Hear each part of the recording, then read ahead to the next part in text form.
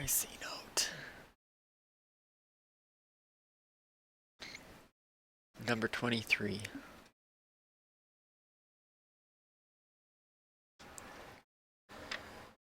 Let's get into it.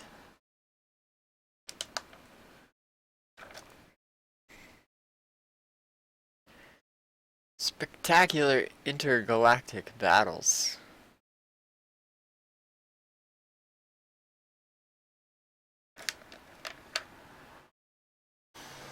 Blast into the future for hours of adventure.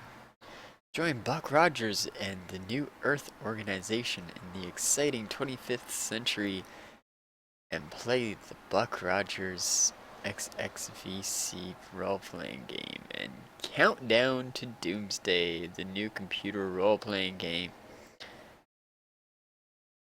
The XXVC role-playing game is packed with adventure, fantastic civilizations, genetically engineered races, and future science technology.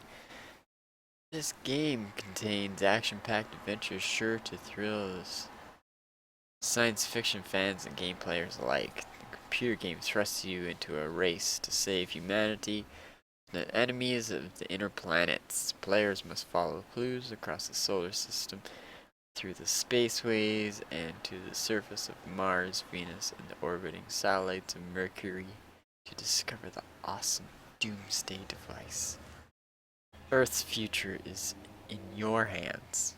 Look for these games at book, computer, hobby, and comic stores everywhere.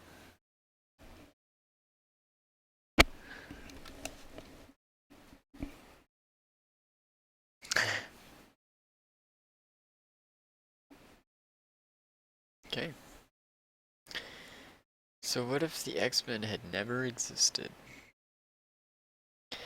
It was such a small difference. That's Krakoa, dead ahead! Yuck, you'd better need a superpower just to survive on that desolate mud bar. Enough banter, strap in for the landing.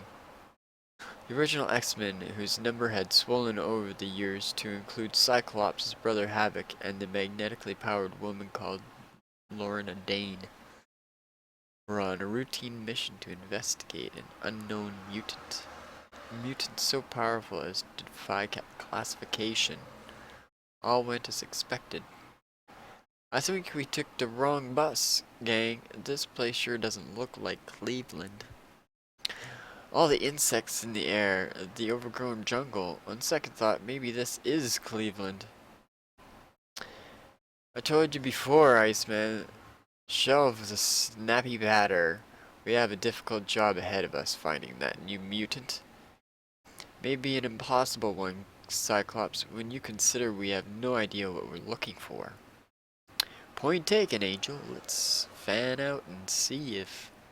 Except that this time, Marvel Girl was not the last to leave the aircraft. Behind us! Look, it's... Genie, I hope your telekinetic powers can hold that thing back. You know me, Havoc.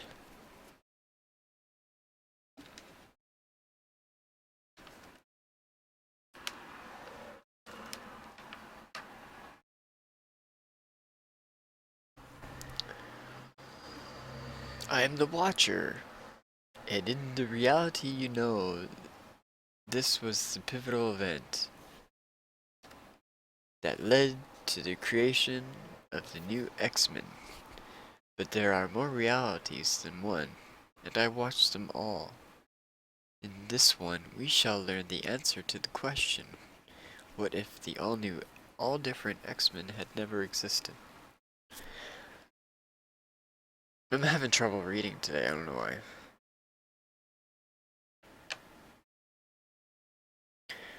I always give it my best shot. In the reality, you know, the mutant island Krakoa took the X-Men by surprise. But in this one, the battle is joined and swiftly escalates into all-out war. This isn't working, troops. We can't even make him blink. We need a new plan. I believe I've found one, my X-Men. Listen carefully. A mental message from Professor X. Once the plan has been explained, It all hinges on your unreliable magnetic powers, Lorna. I've been working with you to revive them naturally, but... Say no more, Professor. If there is another way, then do it. Very well. Jean? Guided by Professor Xavier's mind, Marvel Girl telepathically reaches into her fellow X-Men psyche. Finds the mental blocks preventing Lorna from accessing her full magnetic might, and overrides them. And as Xavier engages the creature on the mental plane, Lorna Dane reaches downward and upward, tapping into the Earth's magnetic field itself, becoming an incandescent tower of sheer magnetic force. She's ready, Alex. Let's do it. Now! The resultant disruption cuts across the planet's lines of magnetic force, severing them, and for an instant, in this one spot, gravity ceases to exist. Then the Earth forces cone violently together, and the effect is the same as squeezing wet soda through a fist. Krakoa is hurtled screaming into outer space, and the X-Men, who had abandoned the island mere moments before the cataclysm, are once again victorious.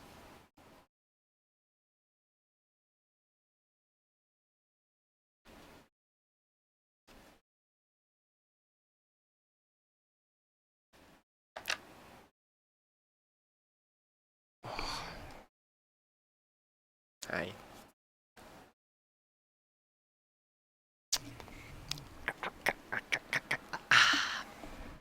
Okay. Since the X-Men were never captured by Krakoa, there was no reason to recruit a new team, and thus the single greatest upheaval in X-Men history never occurred.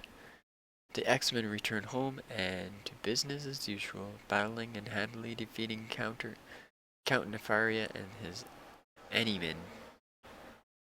Charles Xavier begins to have nightmares of interstellar conflict and a half-seen face. Nightmares that threatened to drive him mad. But the X-Men were fated to enter a new era, like it or not. Perhaps wisely, he decides to take time off.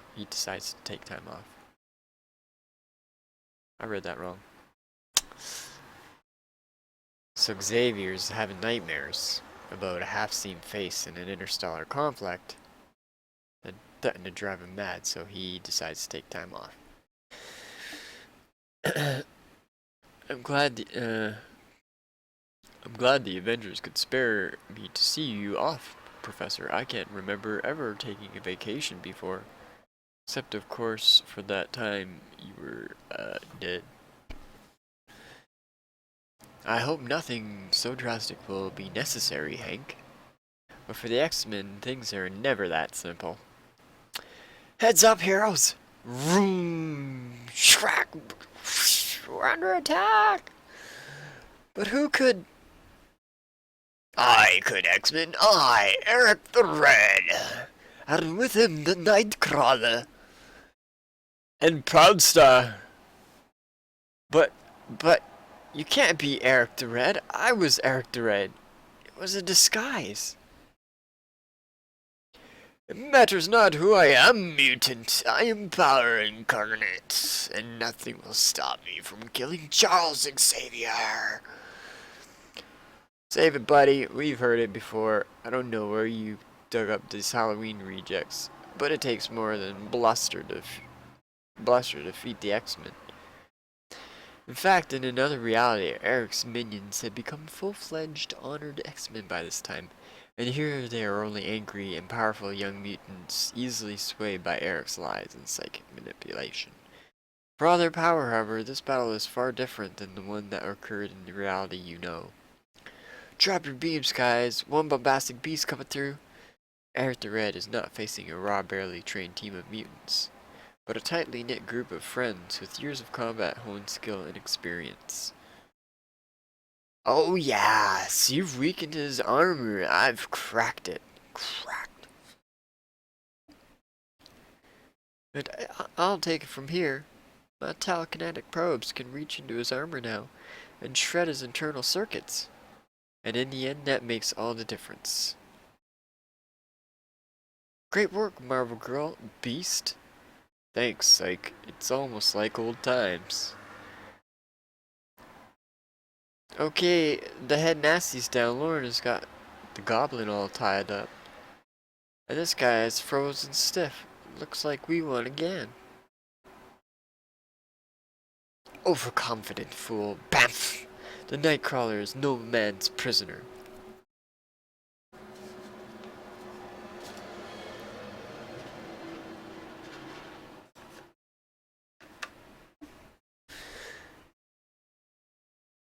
You have humiliated us, defeated us, but your plans for world domination will not go unopposed. Huh? I am unable to stand against you alone, but be warned. When you least expect it, I shall return. And I will have my vengeance on you all! Bamf! Wow. What is that guy smoking? Just another crackpot, that's all. Forget him. We got plenty of other things to worry about, like mankind. Well, like making some air holes in Mr. Frosty here. And getting a good look at... Whoa. Are those feathers? He's not human. We can't exactly turn him over to the cops. They have enough trouble with terrestrial supervillains. What do we do, Professor? Well, my X-Men? I think it's time you learned about Muir Island. Wow, this place is cool. I wonder why the professor never told us about it. Perhaps it wasn't his secret to tell, Iceman. Whatever the case, the complex designed to cage the most dangerous mutants in existence makes a lot of sense. The Animen are here, Magneto still regressed to infancy.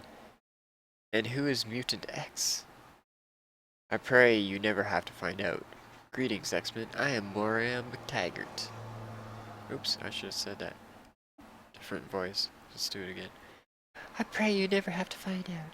Greetings, X-Men. I am Moira McTaggart. Nice to meet you. I'm sure, as the professor might have explained, we need to stash our feathered friend here temporarily, while we try to find out where he's from. Of course. And if I may be permitted to assist, there are some tests I'd like to run.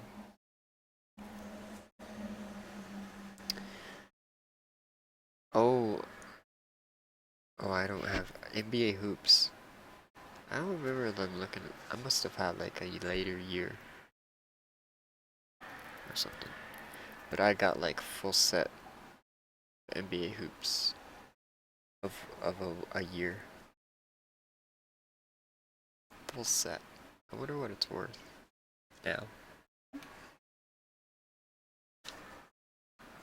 I wonder.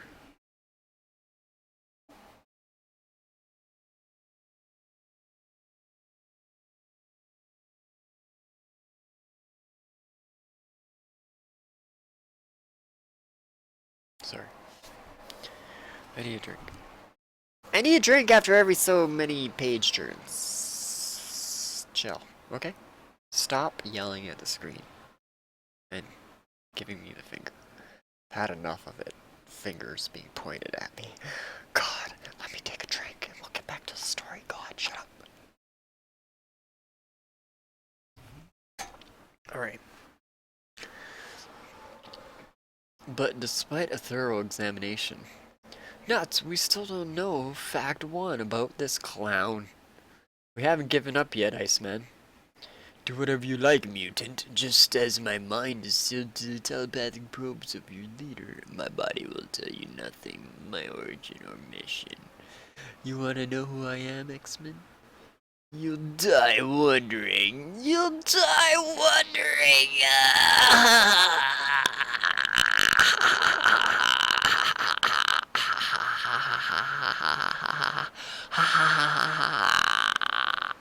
Okay. Suddenly, calling the X-Men, all come in, X-Men, emergency. Huh? That's Hank's voice. Go ahead, Beast, what's the crisis? The crisis should be painfully obvious, Psych. The Sentinels have returned! They've already captured the Professor and Jean. They're all over Manhattan, Squirk. I want everyone in the Blackbird now, and I mean now! These X-Men have battled the Sentinels twice before, though they have no traveled to space to find the Sentinel station area, though they have to find and rescue their comrades. The X-Men find that these Sentinels have no surprises to offer. No serious strategy beyond overwhelming numbers, and in time even the numbers grow small.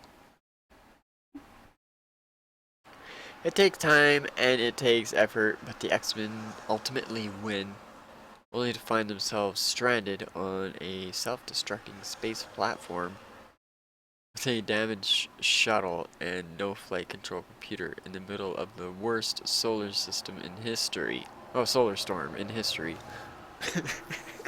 What? Sure, I can fly a manual re-entry, no sweat, but I wouldn't last 30 seconds in that flare. One of you might survive the flare, but you can't pilot the shuttle. We need someone who can do both, and there's no such animal. Wrong, Dr. Corbo. I can. I can do both. Are you crazy, Gene? Since when are you a qualified astronaut? I'm a telepath, Scott, remember? I can absorb all Dr. Carbo knows about flying the shuttle. I won't be great, but I can be good enough to get us down. I can. And how will you survive the solar flare? My telekinetic powers will screen out the harmful radiation. I'll be alright. For how long? Even your power. Will you two shut up?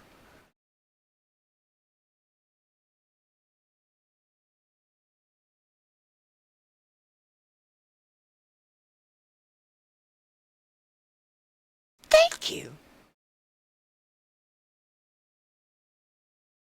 Now where was I? I can bring the shuttle down to Earth without the computer, without the piloting skill, without even leaving the shielded life cells. I have magnetic powers, remember? Sheesh. Oh. And thus another momentous occurrence in X-Men history. Jean Grey's transformation into Phoenix fails to occur. But the story of the Phoenix is not over, merely delayed. This X-Men story, however,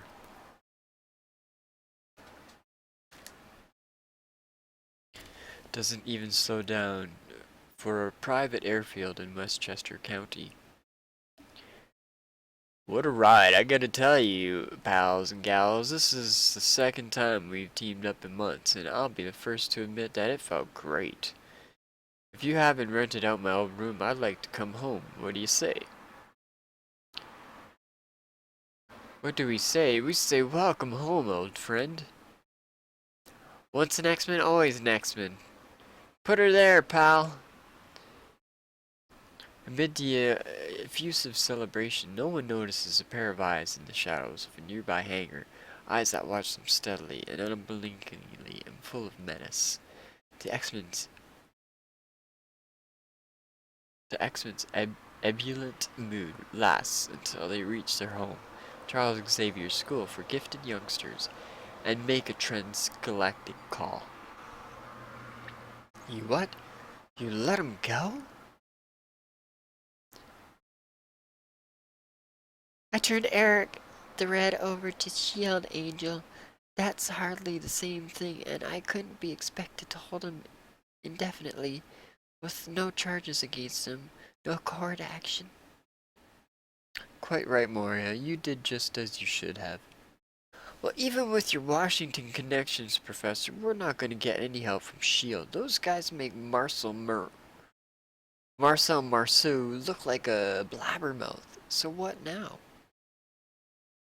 We shelved the question of Eric temporarily, Bobby. Those Sentinels were backed by the government, and I intend to use my Washington connections, such as they are, to make sure nothing like that is ever given public funds again. Scott, Jean, if you'll assist me. Yeah, you like phone calls and paperwork. Me, I'm tired of being responsible. I want to party. Then ring up a taxi and let's head for the train. Greenwich Village calls Bobby Old Sock, and it's our duty to answer. We'll even take these uncool poltroons along. Not me, I'm bushed. Likewise, for these two uncool poltroons, have a good time. We won't wait up. What the fuck is a poltroon? What the fuck is a poltroon? Can somebody tell me what a poltroon is?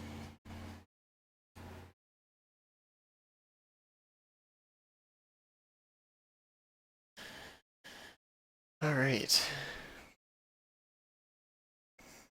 And life for the X-Men returns to normal, or what passes for normal for Earth's premier superheroes, until 2 weeks later.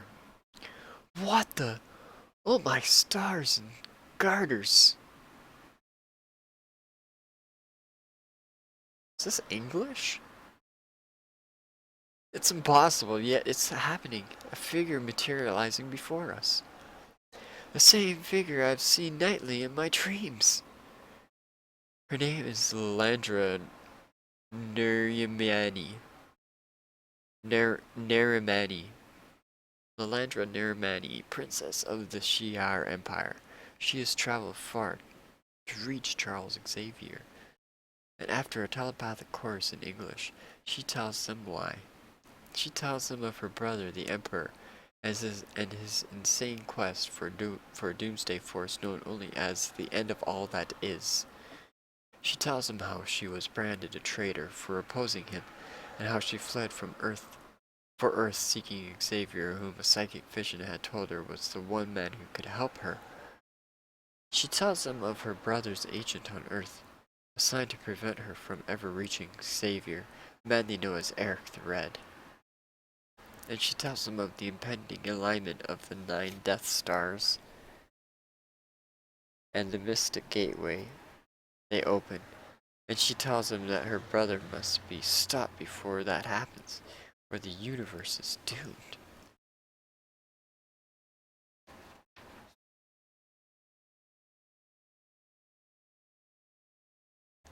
Silver Surfer High Score Contest. Win a customized Silver Surfer jet ski.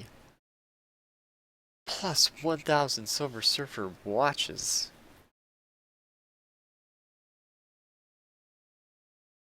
Who cares about the contest rules?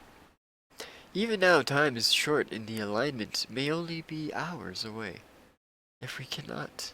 But even as the words leave Lalandra's lips, all of reality goes.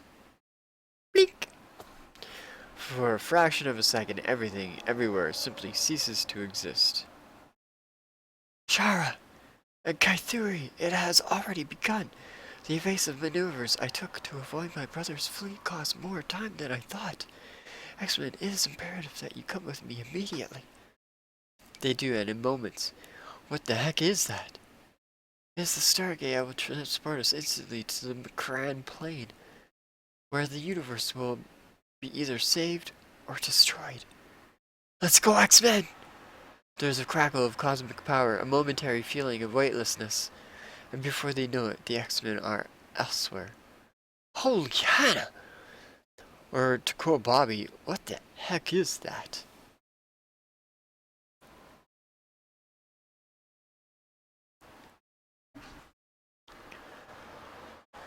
The big one is Mutt, one of the guardians of the Macran Crystal, the gateway to the end of all that is. He's big trouble. The others are the Imperial Guard, an elite cadre sworn to the service of the Mad Emperor. They're not exactly pushovers either. So, Lalandra, you're saying we're up against a superpowered army or a killer robot? Maybe both. And there's no help in sight. Not necessarily, Angel. Over by the Macran Crystal. Look! Those are Starjammers, a team of rebel warriors who oppose my brother's insane rule. They must have arrived before we did and been captured by the Imperial Guard. With them at our side, we might stand a chance of victory.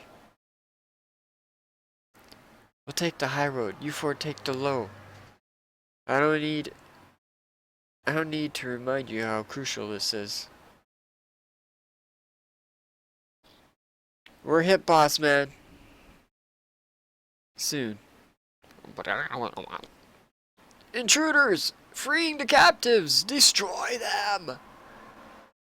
Fear not, small blue-furred one. I will not repay your kindness by allowing you to come to harm. I'll have you free in a moment. Relax, big green one. I know how to handle bug-eye monsters. Thanks, whoever you are.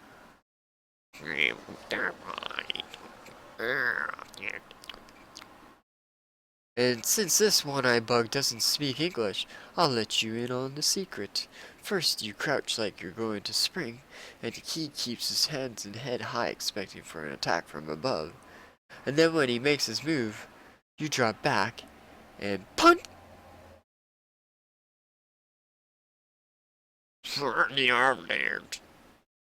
Oh, nicely done. The creature screams and its body hits the face of the crystal, but it does not die. Somewhere, a circuit that has lain dormant since before the dawn of man is activated, and suddenly the X-Men, the Starjammers, and much of the Imperial Guard are somewhere else. You know, gang, I'm starting to get tired of teleportation. Silence, human, this is not a place for jocularity. But where are we now?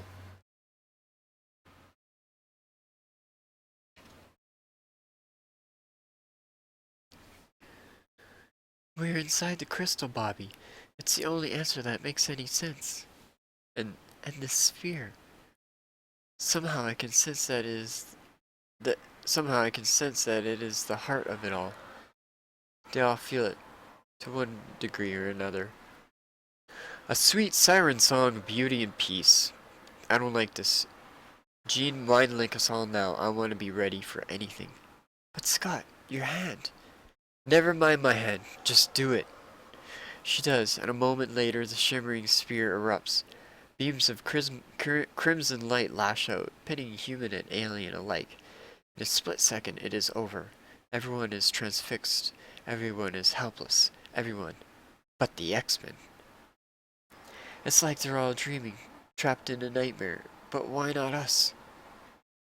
I don't know, unless those beams affect each mind a different way, and our telepathic linkage renders us immune to its attack.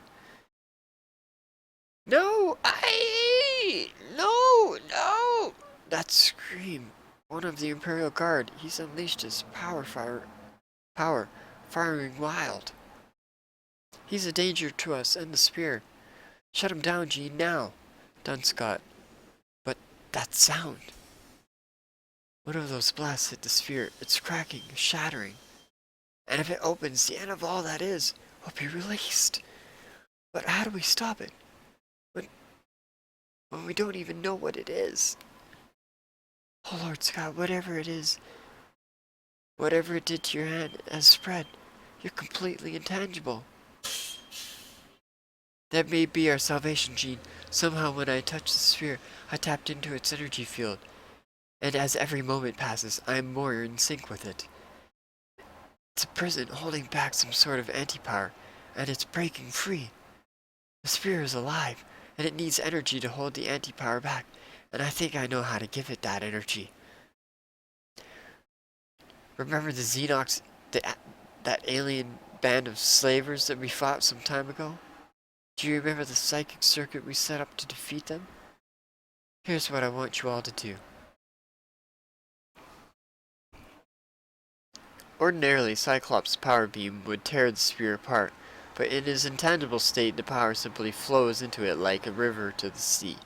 His power reserves are boosted by his brother Alex's cosmic energy, which is in turn augmented by the psychic support of his fellow X-Men, channeled by Marvel Girl into his white, hot center.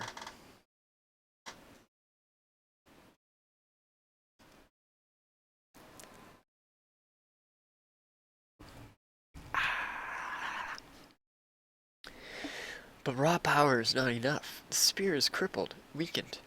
It needs courage, commitment, and the strength that comes from knowing you're not alone. And the X-Men give it that strength, and more. But, no! We're losing it. It's coming apart. Don't say that. Don't even think it. The X-Men grit their teeth and bear down, giving it all they got. The McCran spear ripples, distorts, and knits. We did it! In an eye blink, reality is restored. The Shi'ar Empire is in your debt, X-Men. Yours will be an honored name forever in our annals. As for you, my lady Lilandra, you present a problem. The Emperor is mad, leaving you the only true claimant to the throne. But you are also a condemned traitor. I understand. I will return to Earth and await the decision of my people. And then, as Lilandra says her temporary farewells, yes! Yes, yes, yes! We did it, gang. We saved the universe. The whole universe.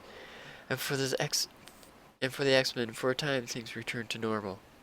Though their tale is far different from that which you know. With Magneto still a child, the X-Men are never abducted to the savage land, never separated. When Lilandra is called home, Charles Xavier is still the leader of an active team and stays on Earth. Nonetheless, the X-Men stay busy. At home they battle the sealskin Warhawk, sent to infiltrate their headquarters and learn their secrets by an unknown foe. Elsewhere in the United States, they are ambushed by their old foe, Mesmero, and exhibited as freaks in his traveling circus, before they break free of his mental domination and bring him to justice. And abroad, they are summoned by their fellow low mutant Sunfire to help thwart the menaces of Moses Magnum. But the X-Men are not the only heroes who battle Magnum in Japan. God, I'm having a tough time with this.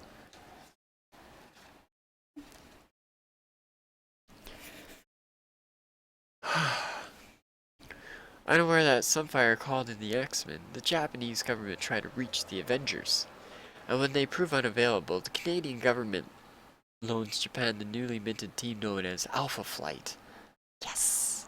Alpha Flight. Together, the two teams make short work of Magnum and are invited to stay as guests of the Japanese government for a few days.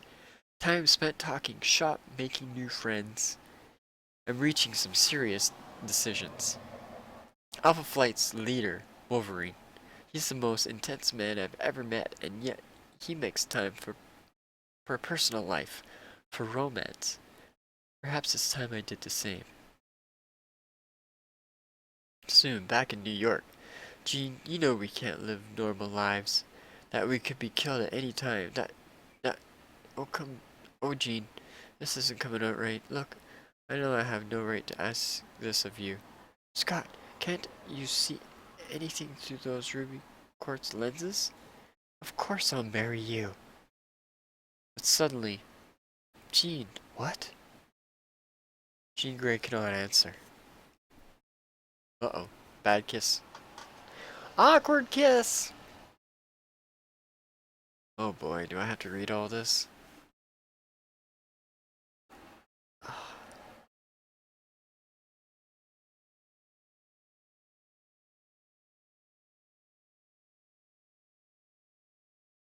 What is this?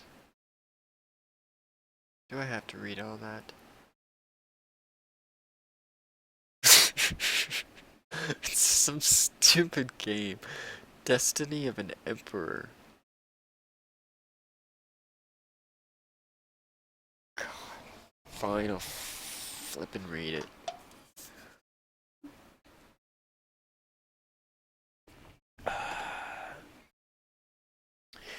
Over 18,000 years ago, many of the men in China dedicated their life to the study of philosophy. and then applied it to a war to end all wars. The country was plagued by a bandit horde known as the Yellow Scarves, who amassed a power no one had yet to conquer. Fact is, no one could assemble a force strong enough to destroy them.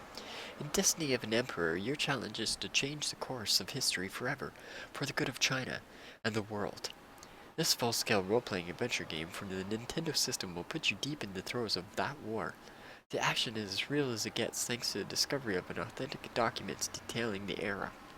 Characteristics of 180 warlords have been simulated based on the renowned text of Senkuzi Shinyanyani. Even 20th century strategists are destined to spend hours, even days, on each game, and when you take a break to philosophize on your next action, if you can pull yourself away, you can actually save up to 3 histories exactly where you left off. You could put yourself in the place of Liu Bei, dedicated to raise an army for the restoration of the dynasty, or Guan Yu, an exceptionally skilled warrior, batched for 1,000 soldiers and worshipped as a god. But no matter who you are, it will be hard to win the war against Zhang Zhao, the deadly leader of the Yellow Scarf rebels and founder of the Taiping sect. Not to mention the most feared Chinese warlord of all, Lu Bu, destined to be a traitor because of his great strength and courage. You'll use every strategic cell in your brain to fulfill your constant requirements for weapons, food, and manpower. You'll give important commands that can mean your life and the life of your armies, and in true Chinese tradition, you'll engage in battle again and again to defend your honor, an honor certified by an oath signed in blood. When all is said and done, there will be room for only one emperor, whether or not that would be your destiny alone. Whether or not that will be you is your destiny alone.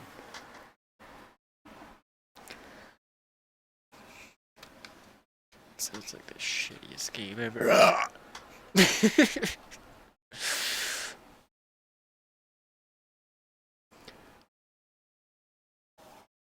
So what? What happened here? So they're kissing, but suddenly, Jean, what? Jean Grey cannot answer, for she is suddenly in another place, another time. What could be wrong, milady? Was it not only yesterday you named yourself the happiest woman alive, since you would soon belong to Sir Jason Wingard, body and soul? Then without warning, everything is as it was before. Don't touch me. I can't bear it. Oh, Scott, I didn't mean that. Jean, I want to help, but I can't if you won't open up. Talk to me, Jean. Tell me what's happening. Alright, I'll try. Haltingly, she tells him of the time slips that have plagued her for weeks, of the decadent world in which she finds herself, and of the man. His eyes, when he looks at me, I feel unclean, as if I've done something awful, and he approves. And, oh Scott, I think I'm going insane. Easy, darling, easy. This isn't you. It can't be you. We'll see the professor. If anyone can get to the bottom of this, he can. And interesting, your illusions are caused by some sort of psychic attack. Psychic attack? But who could be doing such a thing? There are traces, naggingly familiar, but I can't tell. Still, we'll find him, Jean, and you have my word on that.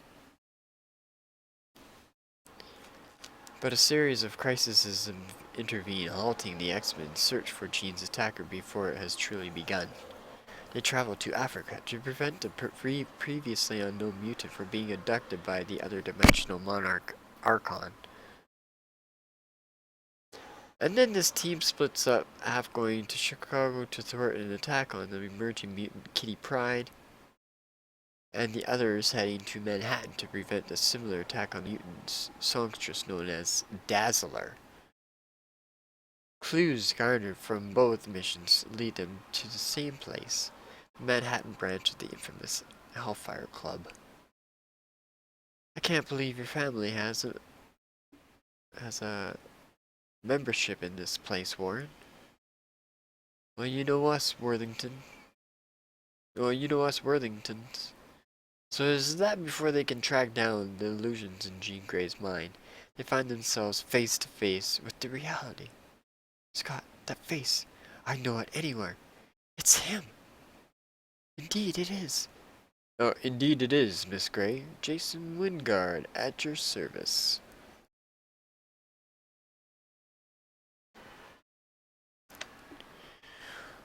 Or perhaps, since I see I've been discovered, I should show my real face. Mastermind! Shaw, Pierce, Leland, may I introduce the X-Men? Almost picked my nose there by accident. Ladies and gentlemen, tonight's entertainment is at an end. The hostess will show you out. No need, Shaw, we're gone! You will join us in our plans for world domination, X-Men. Your only choice is whether you will do so willingly or as slaves. So that's it, is it? You're just another bunch of would-be dictators. Well, we fought 2-bit jerks like you again and again in the past. And we're still here. My apologies for bringing you to my ship so unceremoniously, X-Men. Landra! Oh, sorry, I thought that was a guy's voice. But we're to face a crisis far more grave than any of your earthly conflicts. No problem, Empress. You know we're happy to aid you anytime. What's the situation?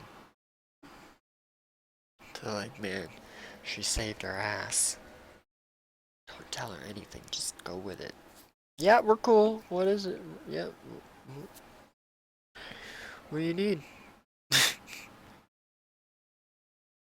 Our legends speak of a terrible force known as the Chaos Bringer, a force so destructive that it presents a threat to the entire universe.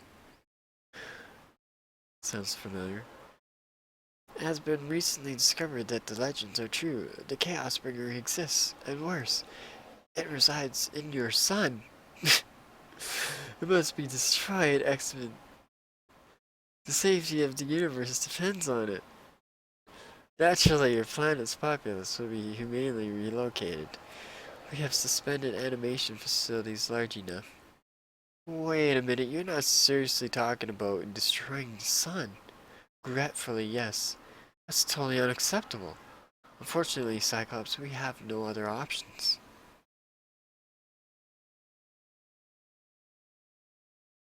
You owe the X-Men, Lilandra. Give us 24 hours to find another way. Done. You will need Charles Xavier's counsel. I will dispatch a shuttle immediately to bring him here in state. But X-Men 24 hours is all I can give you. It is all I dare give you.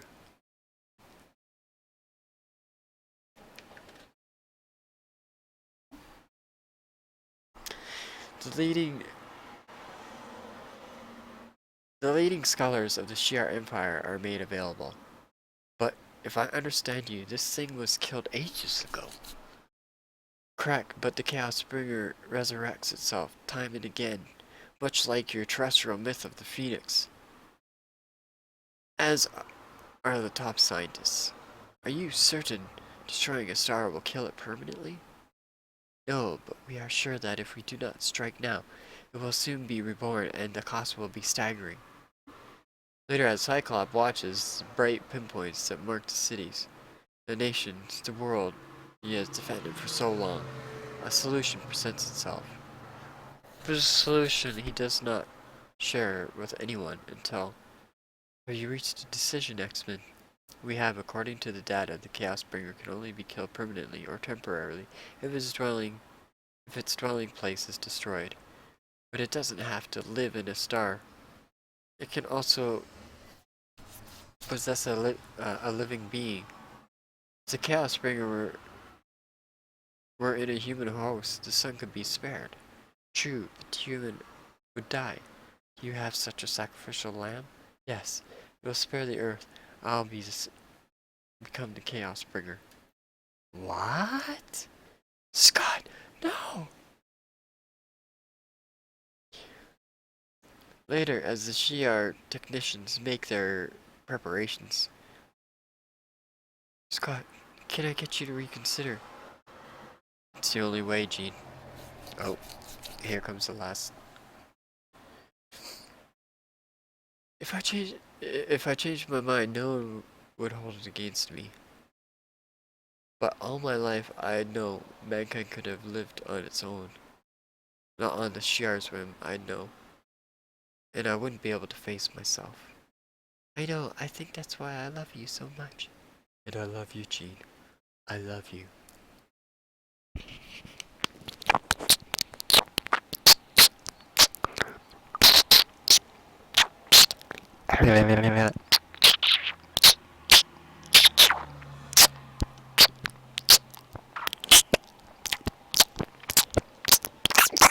Oh, that's so good. Alright. Still later, after several fruitless hours of having sex, I always expected to die young. I expected to die in battle, true, but this isn't so bad. I'm serving my principles, my people, and my world. I couldn't ask for a better epitaph. Suddenly, whack! Ooh! He still breathes good, but he will not awaken for several hours. That should be plenty of time. The job is done. The stellar siphon is in perfect working order, and the antimatter charge on board is enough to destroy a small moon. It should be more than enough. A shuttle is away, Your Majesty. Stop! Stop the procedure! Whoever's in the shuttle, it isn't me! Scott? But you, that space that helmet, you never spoke. First officer, put the interior of the shuttle on the main screen, now. The Nightcrawler. Yes, I stowed away in the time ship that came for Xavier. Eavesdropped on your meetings. I am sorry I struck you, Cyclops. But you swerved around on us. Why this? Like you, I am a mutant, but my appearance is as much a curse as a mutation. Humans have hated me since birth, spat on me, hunted me. Often they have tried to kill me. Their actions turned me toward bitterness and anger. So it was that when Eric the Red approached me, he found me a willing ally. He lied to me true, told me you strove to enslave both mutants and humankind, but I eagerly accepted his lies and his gospel. It was much later I came to know the truth. You fight for freedom and the idea that mutants and humans can live in peace, and not to remain mired in malice and hate. I most grievously wronged you. Humans who abuse me, they need not the helping hand you offer, and not the fist I have raised against them.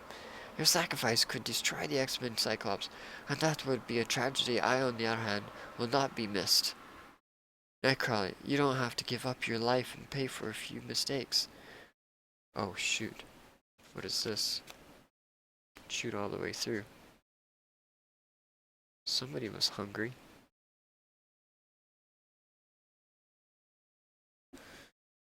Must have been my rabbit or something. I don't know.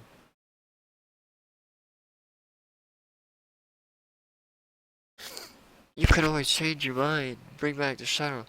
Thank you, Emperor, but my mind isn't made up. So be it. The universe thanks you. First officer, if you will... Oops. First officer, if you will proceed. A button is pressed. A solar siphon slowly unfolds. There is a low hum as it activates, and then the universe itself catches fire. Unglaublich.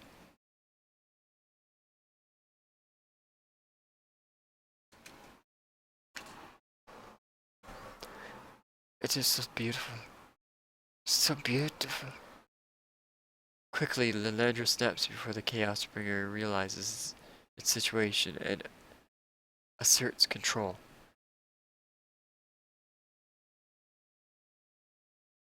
Okay. The X-Men turn away, but it does no good. They know what is happening. They know the price that has been paid. There is a hard lesson here, my X-Men, but a valuable one. Whenever we despair, we must think of this moment and remember no man is beyond redemption. No man. Our fight must continue against the Hellfire Club and any others, for no other reason than that. So it goes, but it is best for the X-Men to remain together. Should they instead go on to new battles, allowing others to take up their mantle? I make no judgments. I merely watch. The end.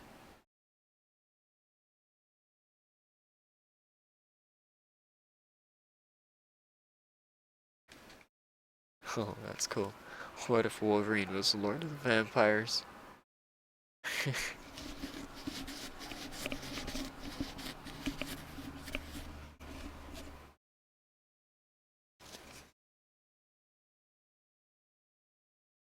Well now. Rip Nightcrawler.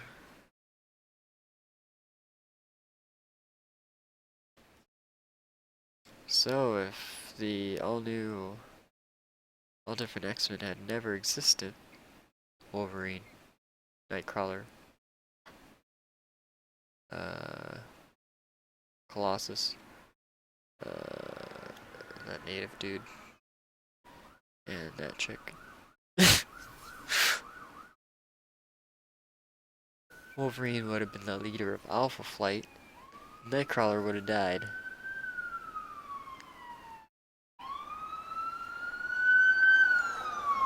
Damn. I kind of like the alternate universe.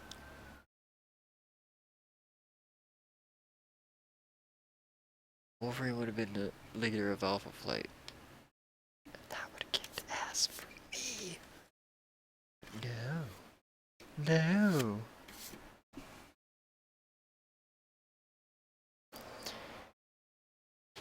Alright.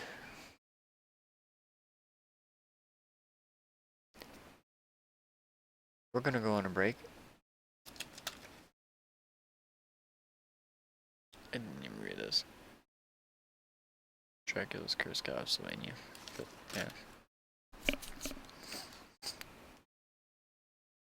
I'm gonna go on a break and then come back. I'm gonna do this one. What if Namor had joined the Fantastic Four?